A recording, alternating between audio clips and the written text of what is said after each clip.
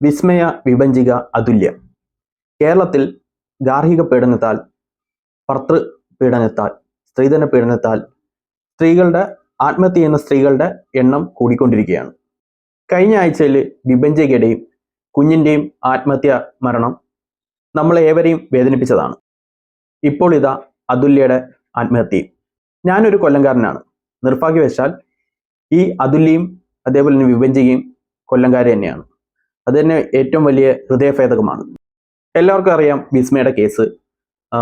സ്ത്രീധന പീഡനത്താൽ ആത്മഹത്യ ചെയ്ത വിസ്മയ, ഭർതൃ പീഡനത്താൽ ക്രൂരമായ മർദ്ദനങ്ങൾക്കൊടുവിൽ വിസ്മയ ആത്മഹത്യ ചെയ്തു. ഈ ഇടയ്ക്കാണ് ആളുടെ പ്രതി, വിസ്മയ കേസിലെ പ്രതി ഭർത്താവായ MVD വെഹിക്കിൾ ഇൻസ്പെക്ടർ ആയിരുന്നു. പുള്ളിക്കാരൻ ഈ ഇടയ്ക്കാണ് ജാമ്യത്തിൽ ഇറങ്ങിയത്. ശിക്ഷയിൽ ഇളവ് കണ്ട് കിട്ടിയിട്ടുണ്ട്. അപ്പം ആ ന്യൂസൊക്കെ നമ്മൾ ഇപ്പം ഈ ഇടയ്ക്ക് അടുത്താണ് കേട്ടത്. അതിനുശേഷമാണ് വിഭജികയുടെയും അതേപോലെ ഇപ്പം അതുല്യയുടെയും ആത്മഹത്യ മരണം നമ്മൾ ന്യൂസുകളിലൂടെ അറിഞ്ഞത്. വിഭജികയും അതുല്യയും ഷാർജയിലാണ് ഇപ്പൊ താമസിച്ചുകൊണ്ടിരുന്നത്.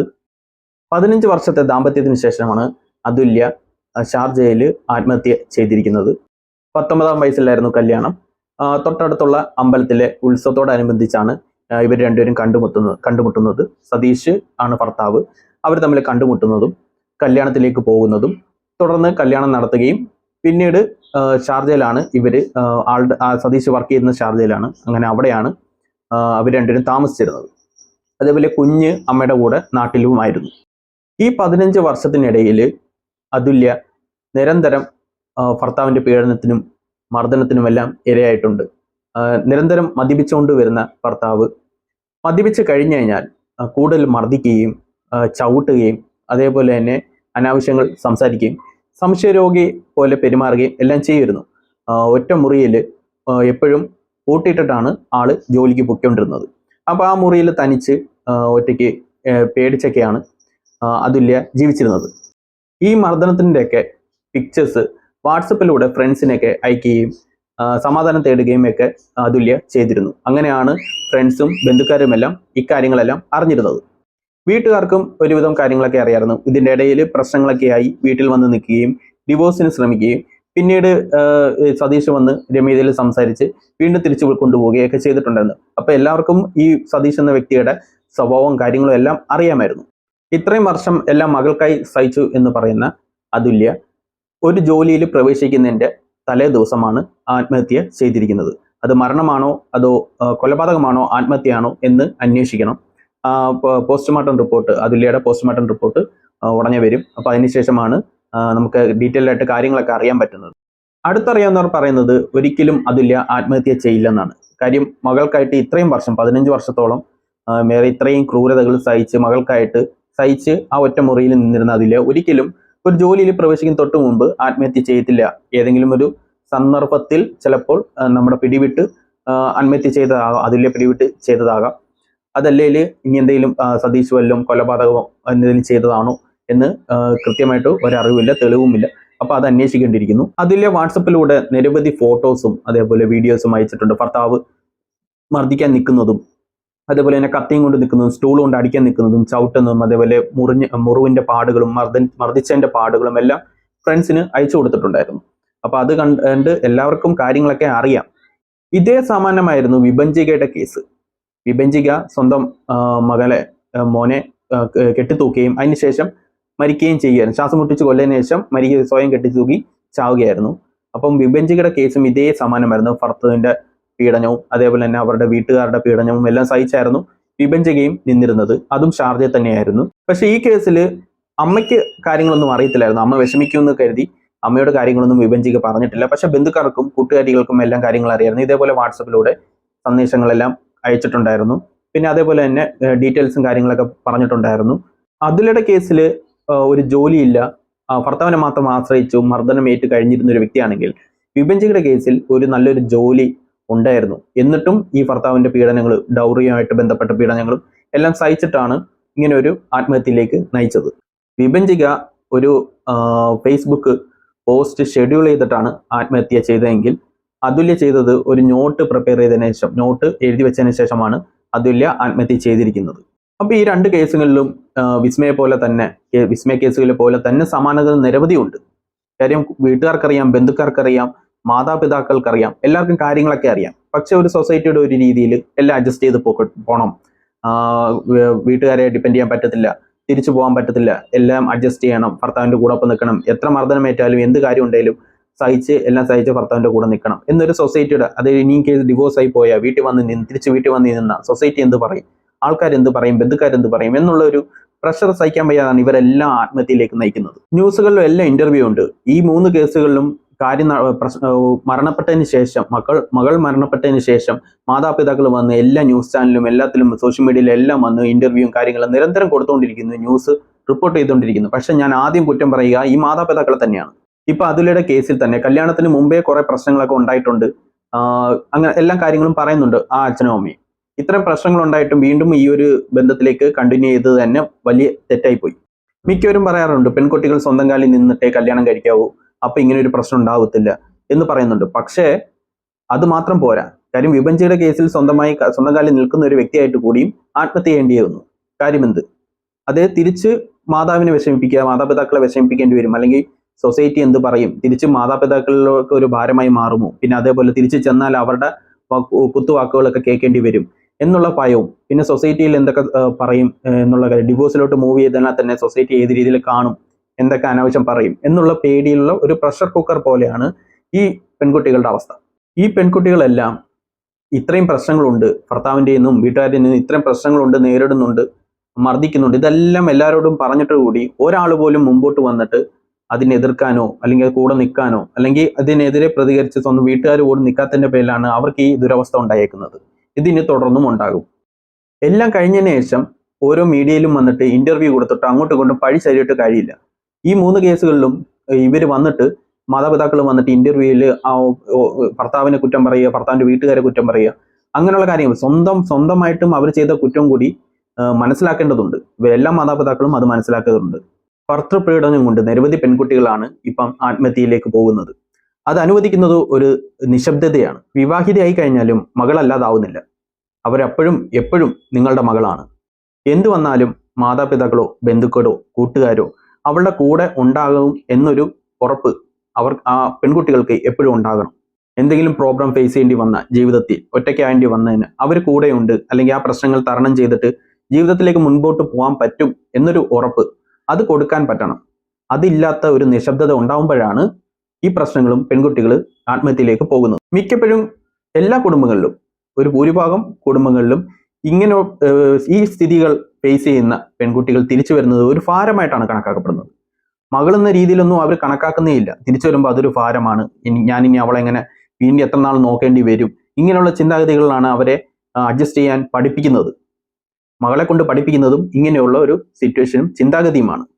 അവളുടെ സ്വന്തം മകളാണ്, കല്യാണം കഴിഞ്ഞാൽ എൻ്റെ മോളാണ്, എന്തെങ്കിലും പ്രശ്നം വന്നാൽ ഞാൻ കൂടെ നിൽക്കണം, അവളുടെ കൂടെ കാണും എന്നൊരു ഉറപ്പുണ്ടെങ്കിൽ അവർക്ക് ആ ഒരു പേടിയില്ലെങ്കിൽ എന്തും ധൈര്യമായിട്ട് അവർക്ക് നേരിടാനുള്ള ശക്തി കിട്ടും. ഇപ്പൊ ഈ ഇന്റർവ്യൂവിന് മുമ്പേ ഇരിക്കുന്ന സമയത്തിന്റെ ഒരു കുറച്ച് നിമിഷം അവൾ പറയുന്നത് കേൾക്കാൻ നിന്നില്ലെങ്കിൽ, അവളെ കൂടെ നിന്നിരുന്നെങ്കിൽ ഇപ്പോൾ ഒരവസ്ഥകൾ ഉണ്ടാവത്തില്ലായിരുന്നു, ഇങ്ങനെയുള്ള അവസ്ഥകൾ ഇനിയും ഉണ്ടാവത്തില്ലായിരുന്നു. അപ്പൊ അതിന് സമയം കൊടുക്കാതെ ഇപ്പൊ ഇരുന്ന് ഇത്രയും കിടന്ന സമയം ഇതിനു വേണ്ടി കഴിയുന്നത് എന്ത് നേട്ടം ഉണ്ടാകുന്നത്? നാട്ടുകാരെന്ത് കരുതും? മോള് തിരിച്ചു വന്നാൽ, അല്ലെങ്കിൽ ഇത് കണക്ക് എന്തെങ്കിലും പ്രശ്നം ഉണ്ടെങ്കിൽ മോള് വീട്ടിൽ വന്ന് നിന്നാൽ, അല്ലെങ്കിൽ ഡിവോഴ്സായി വേറൊരു കല്യാണം കഴിച്ചാൽ നാട്ടുകാരെന്ത് കരുതും? ഞങ്ങളുടെ അഭിമാനത്തിന് എന്ത് പറ്റും എന്നുള്ള ചിന്താഗതിയിലേക്കാണ് ഇപ്പോഴത്തെ മിക്ക മാതാപിതാക്കളും കൊണ്ടുപോകുന്നത്. ആ ചിന്താഗതിയെ അവരുടെ മക്കളുടെ ആത്മഹത്യയിലേക്ക് നയിക്കുന്നതും. ഇതൊന്നും അറിയാതെ ഈ കുറ്റങ്ങളും കാര്യങ്ങളും എല്ലാം മറച്ചു വെക്കാതെ, അത് മറച്ചു വെക്കാൻ വേണ്ടി ആകാം അവർ ഈ ന്യൂസിലും എല്ലാം മുമ്പിൽ വന്ന് നിന്ന് എന്നെ ഇതൊക്കെ അറിയാമായിരുന്നു, ഞങ്ങൾ പലവട്ടം പറഞ്ഞിട്ടുണ്ട് എന്നൊരു എക്സ്ക്യൂസും പറഞ്ഞു. പലതിനും അവർ സ്വന്തമായിട്ട് എക്സ്ക്യൂസ് കണ്ടുപിടിച്ചിട്ട് ബാക്കിയുള്ളവരെ കുറ്റം പറഞ്ഞു. അതായത് ഭർത്താവിനെ അത് കുറ്റക്കാർ തന്നെയാണ്, പക്ഷെ സ്വന്തം കുറ്റവും കൂടി മറച്ചു വെച്ചിട്ട് ഇങ്ങനെ വന്ന് സംസാരിക്കുന്ന എനിക്ക് ഒട്ടും യോജിപ്പില്ല. ഇപ്പൊ ഭർത്താവും ഭാര്യയും തമ്മിൽ പല പ്രശ്നങ്ങളും ഉണ്ടാവും, വഴക്കുകളും ഉണ്ടാവാം, അങ്ങോട്ടും ഇങ്ങോട്ടും ഉന്തും തള്ളാവാം, അടിയാവാം. കാര്യം അത് 2 മനസ്സുകളാണ്, 2 ക്യാരക്ടേഴ്സാണ്, 2 ചിന്താശൈലിക്കാരാണ്, 2 രീതികളാണ്.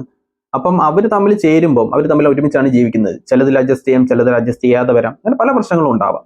അങ്ങനെ ഉണ്ടാവാൻ പല പ്രശ്നങ്ങളും ഉണ്ടാവും. പക്ഷേ ഒരു പരിധി വിട്ട് പോകുന്നത് ഏതൊരു അമ്മയ്ക്കും അച്ഛനും അല്ലെങ്കിൽ അനിയനോ ചേട്ടനോ ബന്ധുക്കാർക്കും മനസ്സിലാവുന്ന ഒരു കാര്യമാണ്. ആ പരിധി വിട്ട് പോകുന്നത് കണ്ടുകൊണ്ടിരിക്കുകയും അറിഞ്ഞിട്ടും അതിന് പ്രോപ്പറായിട്ടൊരു നടപടിയോ എടുക്കാത്ത വീട്ടുകാരാണ് ഇതിന് ഏറ്റവും അധികം, അതായത് ഈ ഇങ്ങനെയുള്ള സതീശനെയും കാട്ടിയൊക്കെ ഏറ്റവും അധികം കുറ്റം അറിയിക്കുന്നത് ഇങ്ങനെയുള്ള വീട്ടുകാർ തന്നെയാണ്. കാര്യം പറയാതിരിക്കാൻ വയ്യ. ഈ വാട്സപ്പിലെ ഈ സന്ദേശവും കാര്യങ്ങളും എല്ലാം അവർ നേരിട്ട് കണ്ടിട്ടുണ്ട്, ഫോട്ടോ കണ്ടിട്ടുണ്ട്. ഇതെല്ലാം കണ്ടിട്ടും അവര് ഒരു വട്ടം വിളിച്ചോണ്ട് വന്നു എന്ന് പറയുന്നു, തിരിച്ച് ഇതേ പ്രശ്നങ്ങൾ തന്നെ നടക്കുവാണ്.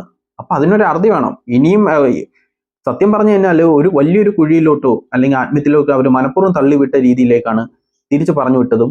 അല്ലെങ്കിൽ സ്വയം കരുതി കാണും ഇനി അവനങ്ങ് നന്നാവും എന്ന് ഇവരല്ലല്ലോ തീരുമാനിക്കുന്നത്. ഇവരിവിടെ പ്രയോറിറ്റി കൊടുക്കുന്നത് തന്നെ മോള് തിരിച്ചു വന്ന അഭിമാനം കെട്ടുപോകും, അതല്ലെങ്കിൽ ഡിവോഴ്സ് ആവേണ്ടത് നാട്ടുകാരുടെ എന്ത് പറയും, അങ്ങനെയുള്ള കാര്യങ്ങളാണ് ഇവർ പ്രയോറിറ്റി കൊടുക്കുന്നത്. മോളുടെ ജീവനോ അല്ലെങ്കിൽ മോളുടെ ജീവിതമോ മോളുടെ ഫ്യൂച്ചറോ ഇതൊന്നും അല്ല അവര് നോക്കുന്നത്. സ്വന്തം പെൺകുട്ടികള് ഒരു മുഴം കയറില് തീരുമ്പോഴാണ് ഇവർക്കെല്ലാം ബോധം തെളിയുന്നത്. അപ്പോഴും ഓരോന്നൊക്കെ ഇങ്ങനെ ഇറങ്ങും, ന്യൂസ് ചാനലിൽ ഇന്റർവ്യൂവും കൊടുത്തിട്ട് സ്വന്തം ഭാഗം ന്യായീകരിച്ചിട്ട് ബാക്കിയല്ലാതെ കരഞ്ഞും പിടിച്ചൊക്കെ പറഞ്ഞിട്ട് അതിലൊന്നും ഒരു അർത്ഥവും ഇല്ല. ഇപ്പൊ പിന്നീട് വന്ന് കരുന്ന് കരഞ്ഞിട്ടൊന്നും ഒരു കാര്യമില്ല. ആദ്യം ചെയ്യേണ്ട സമയത്ത് പ്രോപ്പറായിട്ടുള്ള കാര്യങ്ങൾ ചെയ്യുകയും ചെയ്യണം. അതേപോലെ നോ പറയേണ്ടടുത്ത് കറക്റ്റായിട്ട് പെൺകുട്ടികൾ നോ പറയാൻ പഠിക്കുകയും വേണം. ഇവിടുത്തെ യഥാർത്ഥ യാഥാർത്ഥ്യം എന്ന് പറയുന്നത് കേരള സ്റ്റോറി നിങ്ങൾ പറഞ്ഞിട്ടില്ലേ, ഇതാണ് യഥാർത്ഥത്തിൽ ഇന്നത്തെ കാലത്തെ കേരള സ്റ്റോറി. പെൺകുട്ടികളുടെ ഇങ്ങനെയുള്ള ആത്മഹത്യയാണ് കേരളത്തിലെ യഥാർത്ഥ റിയൽ സ്റ്റോറി എന്ന് പറയുന്നത്. ഇങ്ങനെയുള്ള മാതാപിതാക്കളും അതിനെ അവരുടെ കുട്ടികളെ ആത്മഹത്യയിലേക്ക് നയിക്കുന്ന ഇതേപോലുള്ള ചിന്താഗതിയുള്ള സമൂഹമാണ് കേരളത്തിലെ റിയൽ സ്റ്റോറി. ഇതിനെല്ലാം ചെയ്യേണ്ടതെന്ന് പറഞ്ഞു കഴിഞ്ഞാൽ വിദ്യാഭ്യാസം നടത്തുമ്പോൾ തന്നെ സ്കൂളുകളിൽ തന്നെ അവർക്ക് എന്തൊക്കെ കാര്യങ്ങൾ, പെൺകുട്ടികളാണെങ്കിലും ആൺകുട്ടികളാണെങ്കിൽ രണ്ടുപേരും ഒരു കാര്യം, ആൺകുട്ടികളും മരിക്കുന്നവരുണ്ട്. ഇതുള്ള പീഡനം, ചില സ്ത്രീകളുടെ പീഡനം സഹിക്കാതെ ആൺകുട്ടികളും ആത്മഹത്യ ചെയ്യുന്നവരുണ്ട്. അപ്പൊ രണ്ടുപേരും കൂടി ചേർത്ത് രണ്ടുപേർക്കും പ്രോപ്പറായിട്ടുള്ള ഒരു ലൈഫിനെ പറ്റി കാര്യം, സമൂഹം എന്ന് പറയുന്നത് കുടുംബം ചേർന്ന്, വ്യക്തി ചേർന്ന് കുടുംബമാകുന്നു, കുടുംബം ചേർന്ന് സമൂഹമാകുന്നു. അപ്പൊ നല്ലൊരു സമൂഹം വളർത്തിയെടുക്കണമെങ്കിൽ നമ്മൾ വിദ്യാഭ്യാസ മേഖലയിൽ തന്നെ നല്ല അടിമുടി മാറ്റങ്ങൾ വന്നേ പറ്റൂ. കാര്യം പഠിക്കുന്ന പൈതഗോറസ് സിദ്ധാന്തമോ അല്ലെങ്കിൽ ന്യൂട്ടൺസ് തിയറോ ഇത് മാത്രമല്ല പഠിക്കേണ്ടത്.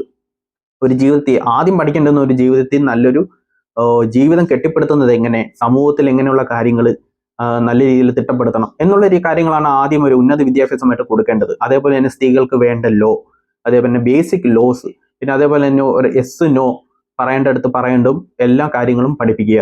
അതേപോലെ തന്നെ നേരെ തിരിച്ച് ബാഡ് ടച്ച്, ഗുഡ് ടച്ച്, അങ്ങനെയുള്ള പല കാര്യങ്ങളും, എല്ലാ കാര്യങ്ങളും ബേസിക് ആയിട്ടുള്ളതെല്ലാം ഒരു സിലബസിന്റെ അണ്ടറിൽ കൊണ്ടുവന്നിട്ട് എല്ലാം പഠിപ്പിക്കേണ്ടതാണ്. ഒരു കുടുംബം നടത്തേണ്ടത് എങ്ങനെ, കുടുംബത്തിൽ എങ്ങനെ, അങ്ങനെയുള്ള ബേസിക് ആയിട്ടുള്ള കാര്യങ്ങളെല്ലാം പറഞ്ഞ് അവരെ പഠിപ്പിച്ചു കൊണ്ടുവരേണ്ടതാണ് സ്കൂളുകളിൽ തൊട്ടേ. അതിനൊരു പ്രത്യേകിച്ച് ഒരു ഹെൽപ്പ് ലൈനോ എങ്ങനെയെങ്കിലും സംവിധാനങ്ങൾ, ഇത് മാരേജ് കഴിഞ്ഞിട്ടുള്ള കാര്യം അനുദിനം വർദ്ധിച്ചുകൊണ്ടുവരുന്നതാണ് ഈ മാരേജ് കഴിഞ്ഞിട്ടുള്ള പ്രശ്നങ്ങളും കാര്യങ്ങളും. അതേപോലെ അപ്പൊ അതിന് വേണ്ടിയിട്ടുള്ള ഹെൽപ്പ് ലൈനോ കാര്യങ്ങളൊക്കെ ഒരു കൗൺസിലിംഗ് എന്ന രീതിയിൽ ഡയറക്റ്റ് ഒരു ലോയുടെ അണ്ടറിൽ വരുന്ന കാര്യമല്ല ഞാൻ പറയുന്നത്, ഒരു കൗൺസിലിംഗിന്റെ അണ്ടറിൽ വന്നതിന് ശേഷം ലോയുടെ അണ്ടറിലോട്ട് പോകുന്ന, അങ്ങനെ സ്റ്റെപ്പ് ബൈ സ്റ്റെപ്പ് ആയിട്ട് പോകുന്ന കാര്യം, ഒരു ഹെൽപ്പ് ലൈൻ നമ്പർ, ഒരു കൗൺസിൽ സെക്ഷനോ എല്ലാം നടത്തുന്നത് വളരെയധികം നന്നായിരിക്കും.